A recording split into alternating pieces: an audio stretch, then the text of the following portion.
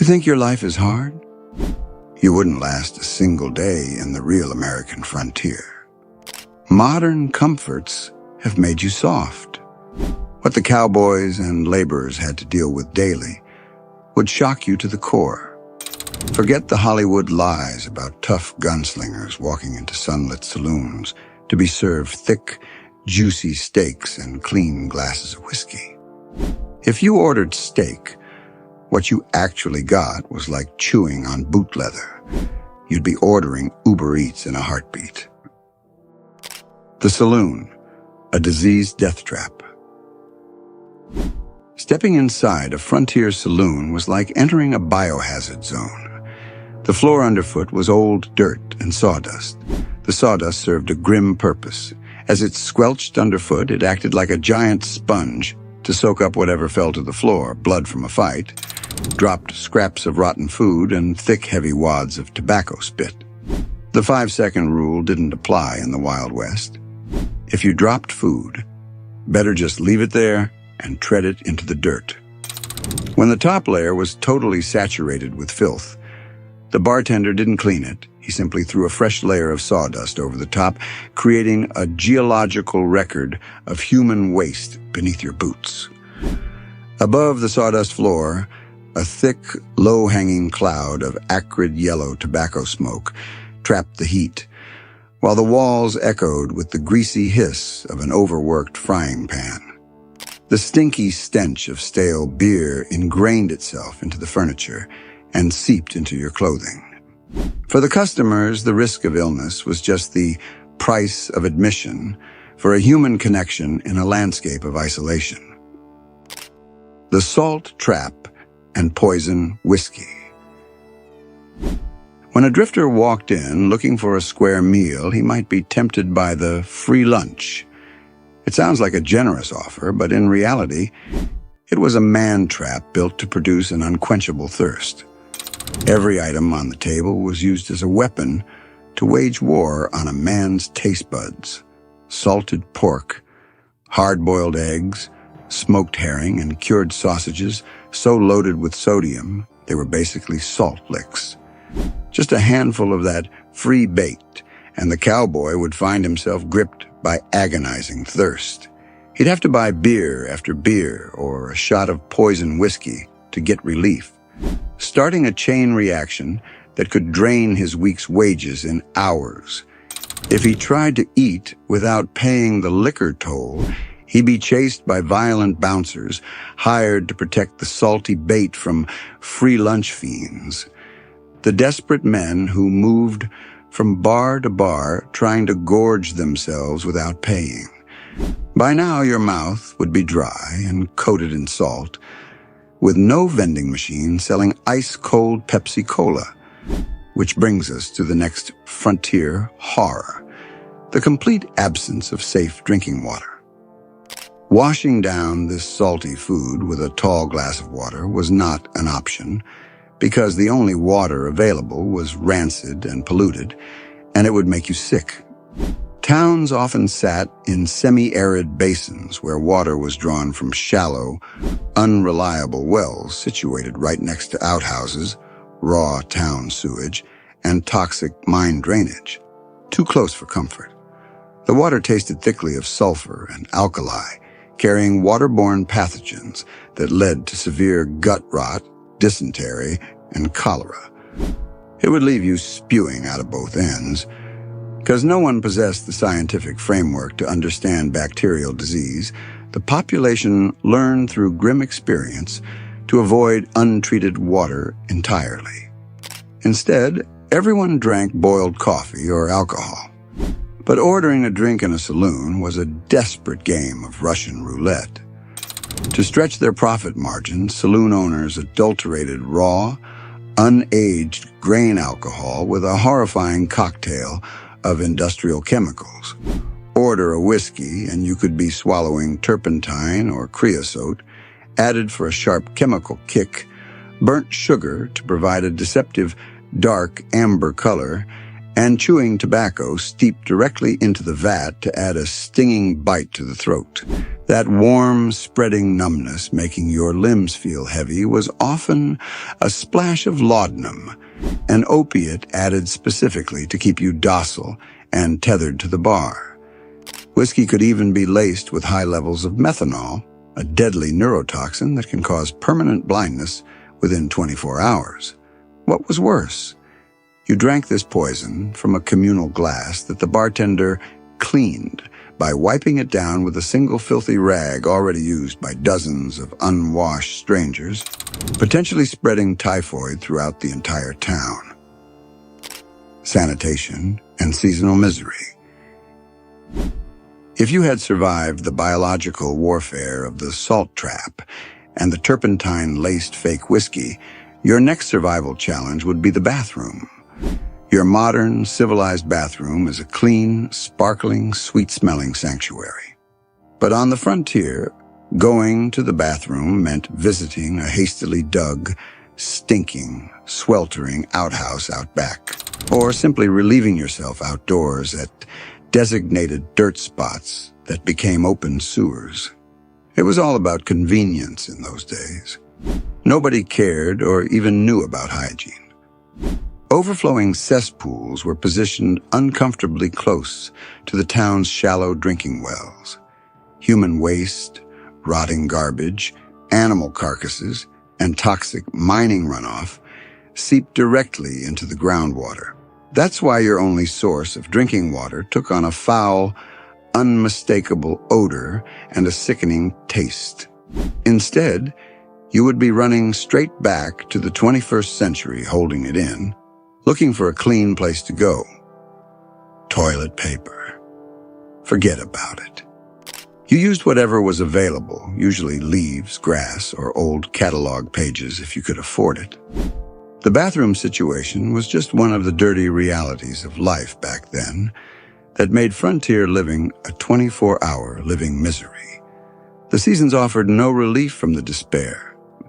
Brutal winters froze human waste into towering, solid piles of excrement that reached the wooden outhouse seats, while the baking summer heat bred aggressive, inescapable swarms of flies over the raw sewage.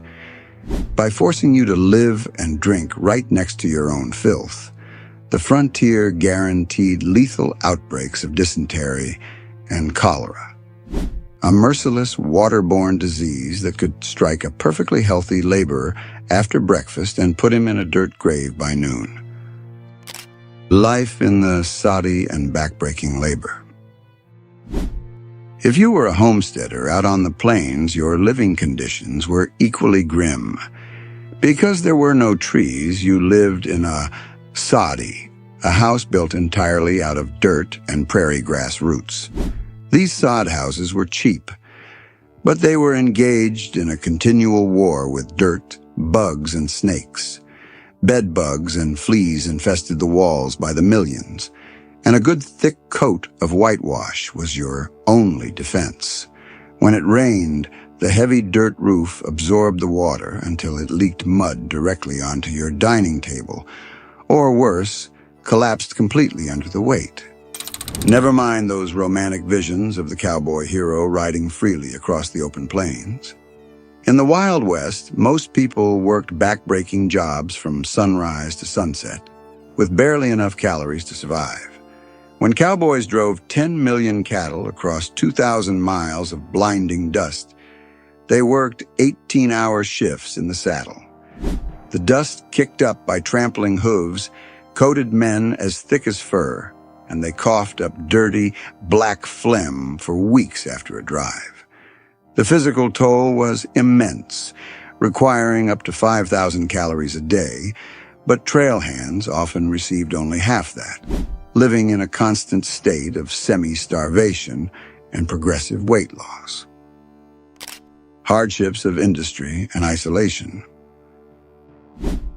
For those not driving cattle, trades and mining offered alternative careers, though these came with their own hardships.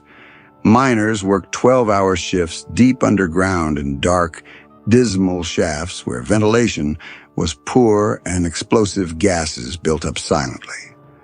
A careless operator could send a lift crashing down hundreds of feet, or the tunnel might just collapse on your head. You'd be lucky if you didn't get blown up or buried alive. Homesteading women had to tough it through another kind of endurance. Left alone for weeks, isolated in dirt houses while their husbands were out earning a wage, the women had tedious work to do, like making soap from lye, collecting dried buffalo dung for fuel, and hauling water, all while entirely separated from human contact. This isolation, combined with the relentless howling wind of the plains, led to a psychological breakdown known as prairie madness. Both women and men alike would suffer from severe depression, paranoia, and violent outbursts, sometimes even committing suicide just to escape the agonizing silence of the ocean of grass. Nowadays, it's hard to get any peace and quiet with all the smartphones, televisions, and other gadgets, but back then it was all they had. Medieval medicine and scurvy. With such hard, back-breaking work and the terrible conditions, your body wouldn't last long. Disease was everywhere, medicine was practically medieval, and what passed for healthcare then, today, looks like a horror movie. The frontier WebMD had one diagnosis for everything. You're gonna die. A simple cut or a drink of bad water might be a death sentence.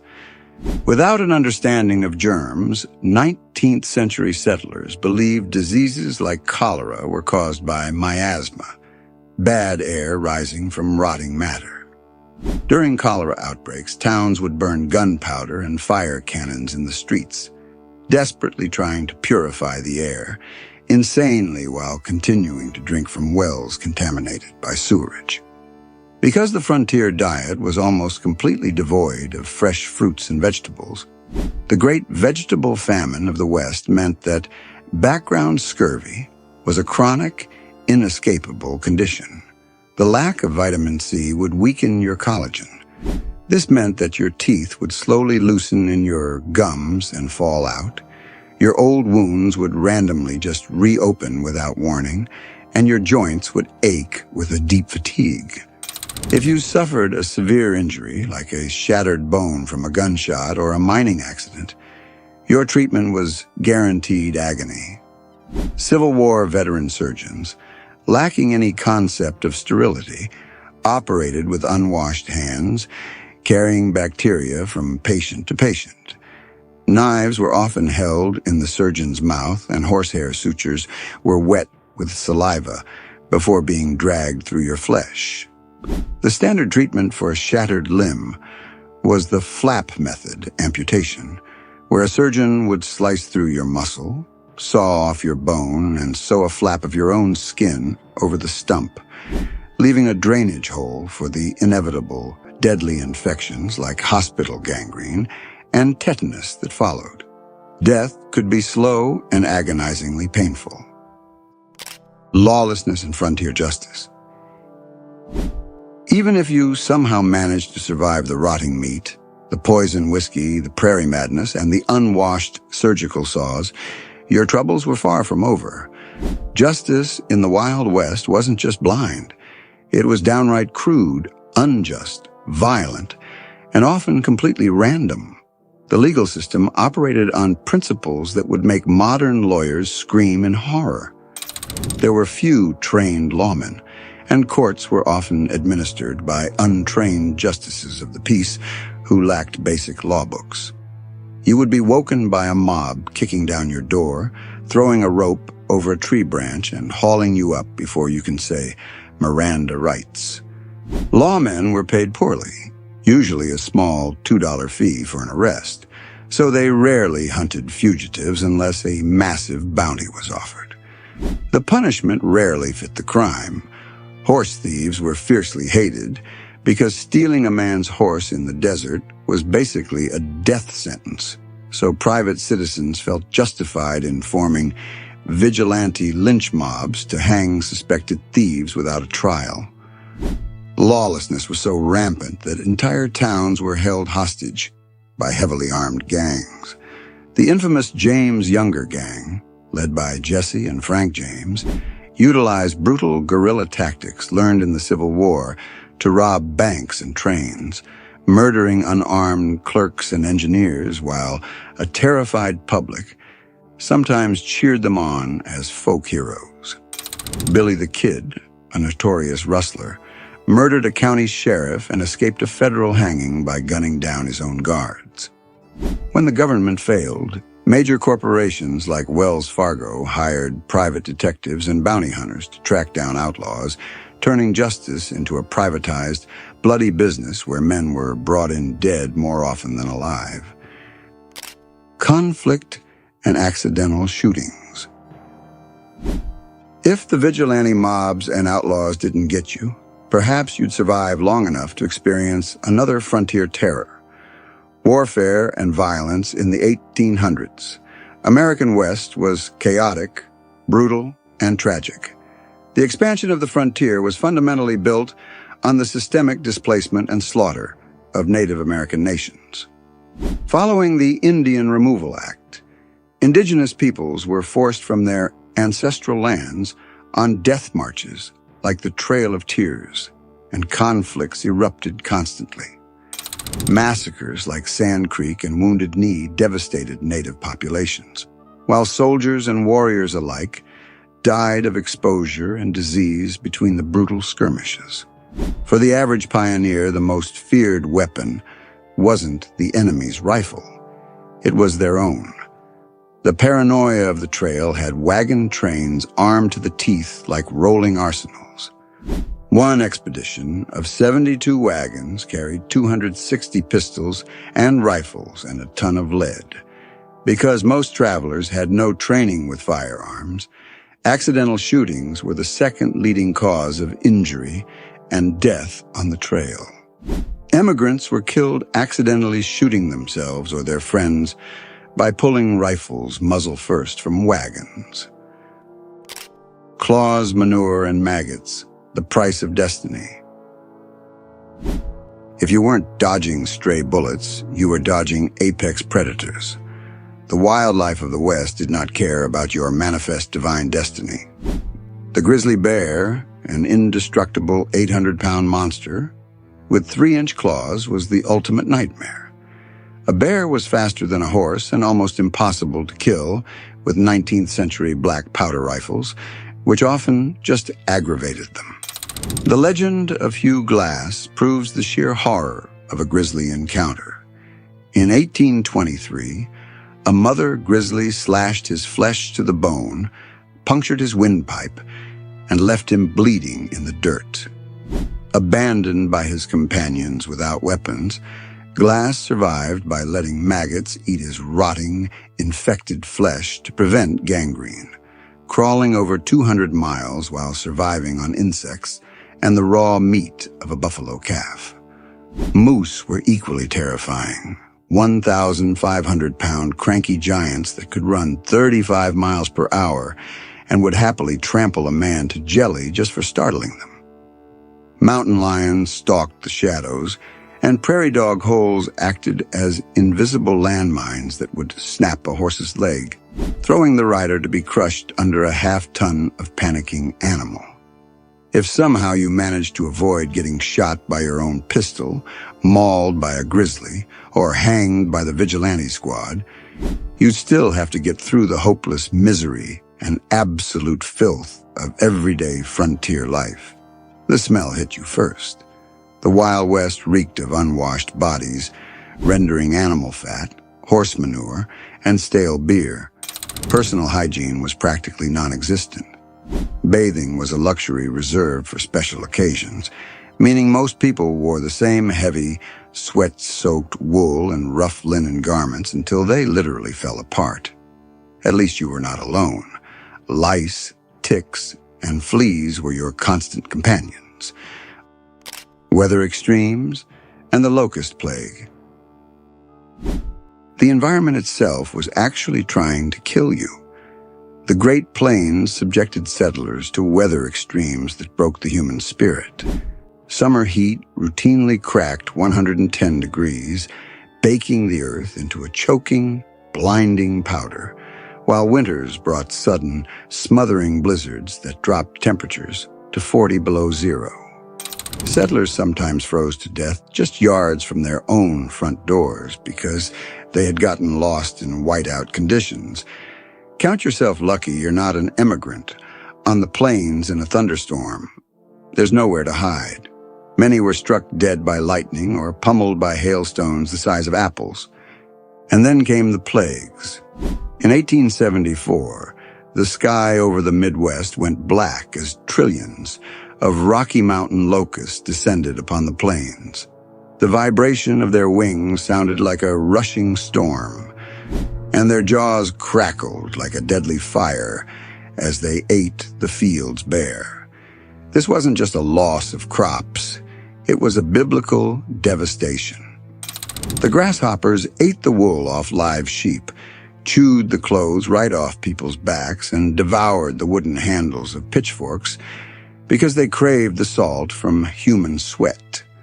The crushed bodies of the insects made the train tracks so slick that locomotive wheels spun uselessly, halting the Union Pacific entirely. Families were driven to starvation, their water wells polluted by the rotting brown sludge of millions of dead locusts. The government's solution? A bounty measure forcing every able-bodied man to spend his days manually digging up and burning grasshopper eggs. The Unvarnished Truth. By now, I reckon you'd be buying a one-way ticket to your safe and comfortable modern life with its antibiotics, indoor plumbing, FDA health inspections, and air conditioning. Past might look cool in pulp novels and cinematic westerns, but the reality of the 1800s frontier was a brutal, filthy, and exhausting daily struggle. 24 hours a day would be an effort just to survive, where every glass of water was a gamble, every meal was a test of your immune system, and nature was constantly trying to kill you. If you ever get yourself a time machine, I dare you to try and survive it, just for one day. To continue exploring the untamed story of the American frontier, where the truth is stranger than the fiction, be sure to follow our channel. If you enjoyed this glimpse of brutal survival in the Old West, please like this video and help others to find it. Subscribe and join the community to witness more true stories about the outlaws and the harsh realities of the American wilderness. Don't believe the Hollywood myth. Keep it real, keep coming back, and we will see you on the next journey into the heart of the West.